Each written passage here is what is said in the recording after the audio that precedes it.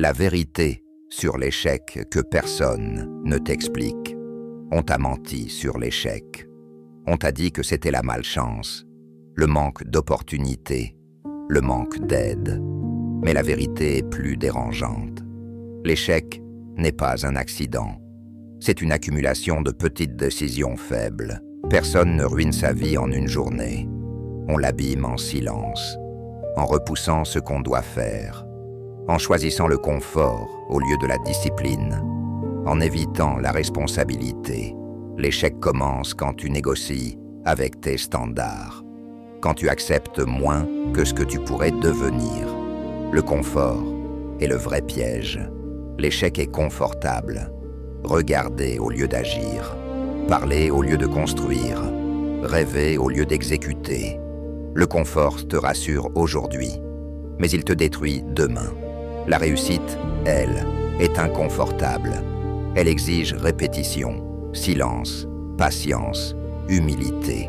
Et la plupart des gens refusent ce prix.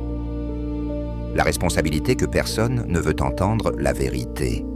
L'échec est rarement externe. Il est interne. Manque de constance, manque de discipline, manque de structure.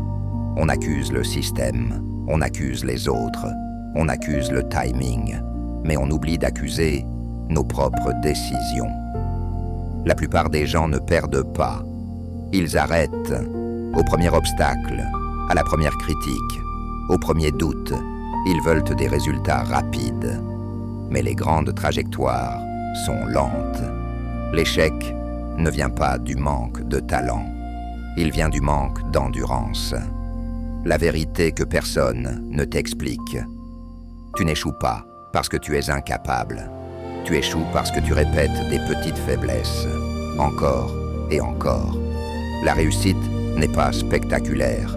Elle est monotone, répétitive, disciplinée, silencieuse. Si tu veux changer ta trajectoire, arrête de fuir l'inconfort.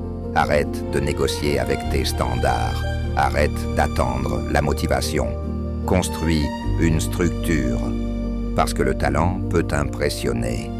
Mais seule la discipline protège contre l'échec. Le pouvoir est une discipline.